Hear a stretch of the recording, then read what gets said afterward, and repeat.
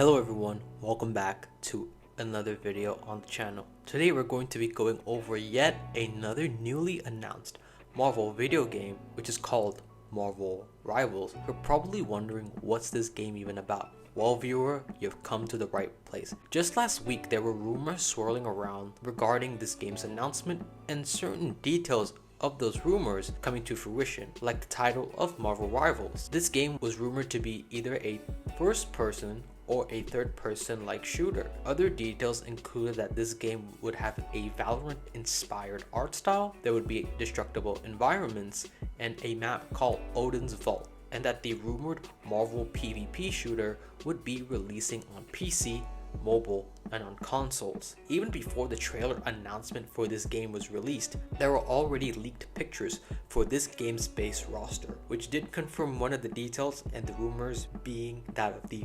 Valorant-esque art style. I gotta say, I was blown away by the visuals of this game. Seeing these characters and this art style being brought to life in this exaggerated, colorful yet stylized way was seriously surprising to me. People compared the visuals of this game to other titles like Paladins or Smite, and you can see a lot of the visual DNA and art style from those titles being incorporated into this game with the added mixture of Marvel characters. When the leak came out for the base roster of this game, I really wasn't into some of the character designs at first, as it felt a bit too much for me, especially for some characters like Iron Man, that has a really big triangular arc reactor, and other elements of certain characters that was a bit too out there. It almost gave me the impression if AI art were to generate Marvel characters. But actually seeing these characters in motion really turned me around and made me marvel at the sight of this game's visual art style, especially with these characters' base outfits having a lot of personality, style, and details that still retains the character's essence. When the rumors said that this game would be like Marvel's Overwatch, they weren't kidding. You can see some of that Overwatch gameplay being incorporated here. One good example of this is Bruce Banner / the Hulk in this game. You actually start off as Bruce Banner in the beginning of the match, with Bruce having what appears to be a gamma radiated belt as well as a gamma ray gun. But as you build up enough rage, you can transform into the monstrous Hulk. Clearly this takes a page from one of Overwatch's characters, which is that of D.Va, who starts off the game in a mech suit with a large amount of health, but as her mech suit's health depletes and explodes, the character exits the suit, and as the player you must now play as the pilot, relying solely on their gun as they wait to call in and redeploy their mech once again. Other Overwatch parallels that are present in this is that of Iron Man, who has a flying mechanic similar to that of Pharah. In addition, Loki has the ability to cast a projection of himself onto the map, which allows for him to teleport to that location, and after that he activates one of his ultimate abilities, which grants him the power to be able to shapeshift into one of the opponents on the opposite team, which is that of Black Panther, and being able to use that character's abilities as well as that character's ultimate ability, where the character summons in the Panther god Bast to deliver a crushing blow, destroying the bridge. Loki's gameplay to me feels like a fusion of Reaper and Echo from Overwatch, where Reaper has the ability to be able to teleport himself in the map, and with Echo's ultimate ability where he transforms into another character from the opponent team. Another thing that has gotten me curious is the team up mechanics for this game, which is present in this trailer. The first occurrence of this mechanic is when Hulk comes onto the scene and starts beating Namor to death. One of his abilities is activated where Hulk hurls some gamma radiated energy onto Iron Man, where we can see that the keyboard prompt says C for infuse, which is then transferred to Iron Man as he uses his suit's nanotech to create this multi-repulsor blast with a mix of arc reactor energy and gamma radiation given by the Hulk as he fires at Rocket, who's going up this statue, which showcases this game's destructible environments, as this powerful blast crumbles the statue and Iron Man eviscerates Rocket. The second time this ability is present is when the character of Luna Snow, who's a more recent addition in the Marvel lore. The character actually was first added on to the mobile Marvel game, which is that of Marvel Future Fight, and later on she was slowly introduced into Marvel Comics under the team Agents of Atlas. So seeing them pull a character like this in recent Marvel media is really surprising. This was a character character that I'm also familiar with because I'm someone who's played Marvel Future Fight, and she's been a lot more prominent in a lot more of the Marvel mobile games. Seeing her in this video game did give me that light bulb moment. I was like, oh yeah, I do recognize that character. So it's cool to see that this game is really pulling all kinds of characters into this one huge game. So we see Luna Snow's team up mechanic with Namor, as she gives Namor ice energy, as the prompt for this action says C to inject ice energy, which probably helps Namor's water abilities now mixed with Luna Snow's ice abilities to be able to slow down and freeze enemies over a period of time, perhaps similar to that of May's ice abilities from Overwatch. The third and final team up mechanic is when Rocket flies into the battlefield behind Groot, and below is the keyboard prompt for C to ride. Rocket zooms onto Groot's shoulder as they deal a devastating and explosive blow to their opponents, further showcasing the destructible environments that will be in this game as a Loki statue crumbles and debris falls down. It appears as though when every character activates their ultimate ability on the battlefield, they get a special animated cutscene specific to their character, as well as a title card. Iron Man's ultimate ability has him shoot a ball of energy that when it lands sends a massive explosive blast. Penny Parker's ultimate ability has her using her spider mech as she charges through the enemies, as well as inflicting them with damage through her mech's spider legs. Hulk does his signature ass whooping that he does to Loki the Avengers, where he grabs him by the leg and starts swinging him back and forth. When he activates his ultimate that we see here in this announcement trailer, he's doing this exact same move to this game's Loki as well, so it's really funny. We also see that there is a time limit present as Hulk's ultimate ability is activated, so what that entails, who knows. We then see Doctor Strange's ultimate ability, which has him use the Eye of Agamotto, which emits this green energy, which is reminiscent of the MCU's Eye of Agamotto / Time Stone. When he activates this ability, it freezes opponents within the vicinity. A neat detail that can be spotted is that those that are affected by this ability have their souls leave their bodies, which in the MCU we've learned is an astral projection. I like that this game is incorporating stuff from the comics and the movies, but isn't relying on their brand synergy, especially the MCU. It's taking something familiar that you know, but doing something unique that sets itself apart. I'm guessing Luna Snow's ultimate ability that we see for a brief moment in this trailer may be similar to that of the character of Zenyatta's ultimate from Overwatch, where he can be able to emit this healing aura around his teammates for a limited period of time. However, I've seen other breakdowns that compare her character more closely to being more like the character of Lucia from Overwatch. We then get other characters' ultimate animations for another character known as Magik. Magik is an X-Men related character from Marvel Comics. She is the sister to Colossus, and her ability is that she can be able to teleport to the limbo dimension using her big sword. She also has this sort of devil and angel thing going on where she can tap into her magic abilities. She can activate something known as Eldritch Armor or tap into her demon form known as Darkchild, where she takes on a more devil-like appearance. In this trailer, we do see Magik's ultimate ability as a wave of red energy from beneath her engulfs her, turning her into her demon form of Darkchild, even with the character's in-game dialogue stating, "Behold, Darkchild." As she teleports past her opponents and slashes them down. We then see special animated cutscenes for Namor, Groot, Rocket Raccoon, Black Panther, Loki, and Spider-Man. We then get a shot of this female Galactus, and I remember being absolutely stunned because I genuinely had my eyebrow raised like The Rock, because I was like, they turned Galactus into a pretty fine anime woman, if I dare say so myself. But this is actually the character of Galacta from Marvel Comics, who comes from Earth 610102, who is the daughter of Galactus. I've only learned about this character through people posting about it on social media, as well as other breakdowns that have covered the Marvel Rivals trailer. Seeing this game pull these kinds of deep cuts from the comics for a game like this further cements that this game is doing something unique. Before the trailer ends, we get a shot of this futuristic bullet train showing the next team and remaining lineup for this game, which is that of Storm, Magneto, Star-Lord, Mantis, Punisher, and Scarlet Witch as they enter their next location battle ready.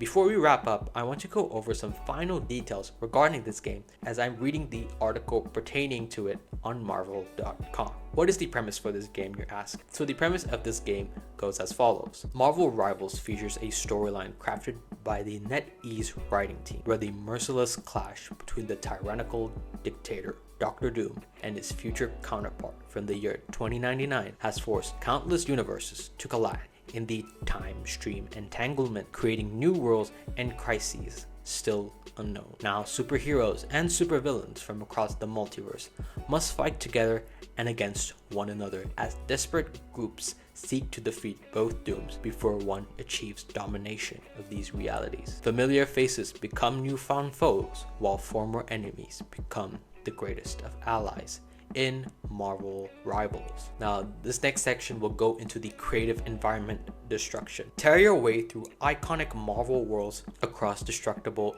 environments, from Asgard to the Tokyo of 2099. Use powers to alter these environments, reshape the terrain, and craft a strategic advantage on the battlefield. Take cover to dodge or use makeshift weapons to strike down enemies.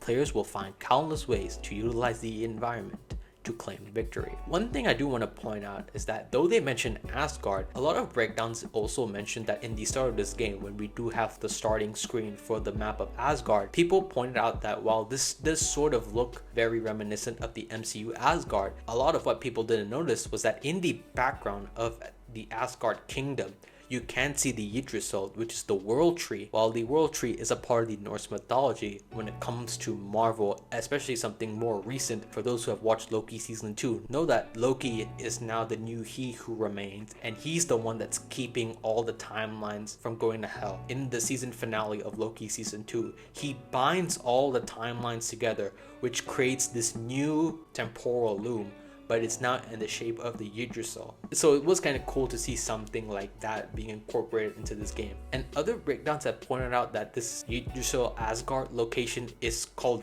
Yggdrasil, is a combination of the Yggdrasil and Asgard, but here on Marvel.com they just stated it as Asgard, so who knows. Now onto the dynamic hero synergy. Coordinate unique combinations between characters to ignite surprising team-up skills. Unleash the synergy of combined superpowers and invent new tactics that can turn the tide of combat. Ride on Groot's back as Rocket Raccoon to take on your enemies as a dangerous duo. Unleash Gamma Energy as Hulk to charge Iron Man's armor for massive damage, and so much more. Fast and fun 6v6 action with ever-changing game dynamics. With intricate environments, fast-paced gameplay, and ever-changing battlefields, there's never a dull moment in Marvel Rivals. Battle as superheroes and supervillains with incredible abilities, and combine your powers to bring unexpected fun to the battlefield in a matter of seconds. Continually evolving universe and robust post-launch updates. The Marvel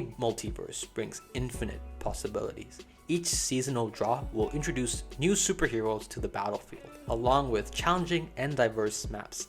Unlock new content to implement across various gameplay strategies while experiencing thrilling action and endless possibilities in these adventurous team battles. That concludes the Marvel.com article for Marvel Rivals. As the trailer ends, you can see that they are already promoting to sign up for the closed alpha of the game, which will take place in the month of May. Although on the official website for Marvel Rivals, it is stated that the closed alpha is available only on PC. This has led many worrying that the game may solely be released on PC and not across different platforms. The rumors did suggest that this game would be free to play and be playable across PC, console, and mobile. The likelihood of it being released on mobile seems very unlikely.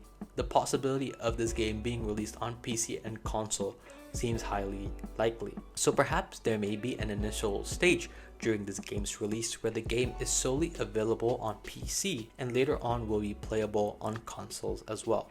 Hopefully, for a broke boy like me, I wish to be able to play this game on my PS4 Pro, but then again, I might have to cross my fingers and feet and hope that it can be played on current and next-gen consoles. As for my thoughts on Marvel Rivals, I think this looks like a truly fun and exciting game that has potential to grow into something big. I really admire Marvel for trying out different video game genres and different kinds of gameplay styles across their prior and upcoming video game titles. While we can have straightforward single-player story games in Insomniac's Spider-Man titles and their upcoming Wolverine title, we can also have games like Marvel's Midnight Suns, which has a diverse cast of characters similar to Marvel Rivals, but it leans into the tactical RPG genre with the inclusion of a card-based system. While that gameplay genre and mechanic may not be everyone's cup of tea, there is an audience that does like this style of gaming. It's tapping into these different video game genres that allows for a brand like Marvel, especially in the video game scene, to be able to tell stories of these characters through many different audiences in the gaming world to get an immersive feel of these characters and the stories that they're telling. Moreover, with recent Marvel media like that of X-Men 97, as well as the announcement of their pipeline of upcoming video games with their own unique style and identity, this shows that while the MCU may be Marvel's strongest brand on the big screen, it shouldn't be the sole template that other Marvel media must follow. Why I like Marvel Rivals is that it's taking something that works, which is that of the multiplayer FPS shooter / team-based genre of video games, which has proven to be popular, and incorporating that with the Marvel brand. Its takes on these characters feel familiar yet distinguishable, and while there are Overwatch influences present in this game, there are also features that add on more to this game that make it more than just an Overwatch clone. I hope that this game is able to sustain itself in the long term and not have any scummy or greedy monetization practices behind it, so that they don't lose out on players. Live service titles in recent memory have shown to have made promises only for those promises to fall short, and in doing so, losing out on existing players. When the trailer released for this game, people were comparing it to Overwatch because of the familiarity it shares with that title,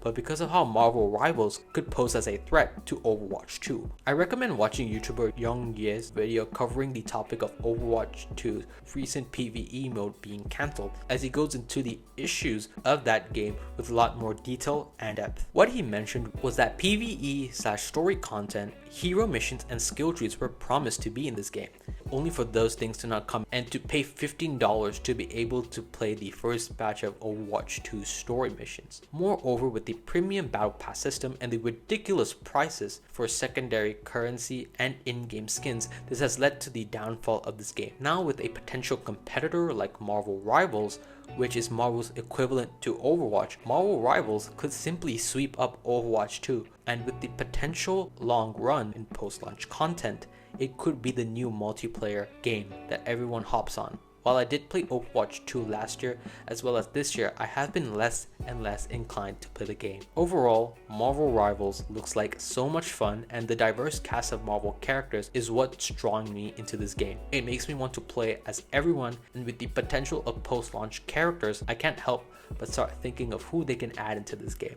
From the reports for this game, characters that have not been mentioned but are somewhat confirmed to be a part of this game are Thor, Moon Knight, and Doctor Doom. The premise of this game does involve Doctor Doom, so his inclusion into this game as a character does make sense. But when it comes to who I want to see in this game, I've got a few ideas, to say the least. Two characters I want to see come from the mutant side, particularly the X-Men. Recently, with the X-Men 97 series, characters like Cyclops and especially Magneto have been tremendous standouts, which has made me fall in love with this show and made me become an X-Men fan like never before. Seeing the tremendous feats these characters can pull off is truly amazing to watch. With Storm and Magneto's inclusion into this game, it's a matter of time for when more mutant-related characters are added into the mix. The most obvious one is Wolverine. The character is popular, and that's because other X-Men media and the live-action Fox X-Men movies pushed his character more than Cyclops. As someone who likes Wolverine, X-Men 97 has made me start to appreciate other X-Men characters outside of Logan. Two characters that I think would be fun to add in this game are that of Cyclops and Gambit. Cyclops' optic blast could make for some good gameplay, and after watching the first two episodes of X-Men 97, especially the first episode where they highlight that Cyclops is him,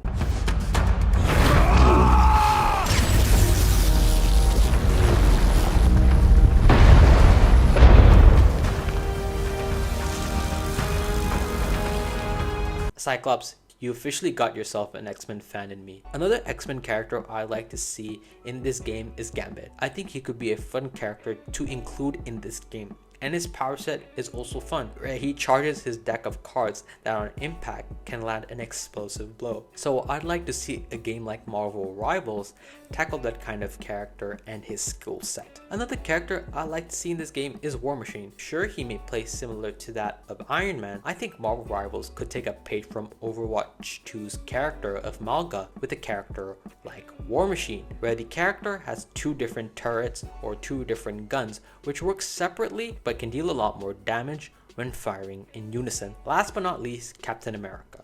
I think it's a no-brainer to include Captain America because they already got Iron Man and the Hulk. So the other remaining Avengers members like that of Cap, Black Widow, and Hawkeye feel like a no-brainer to be included.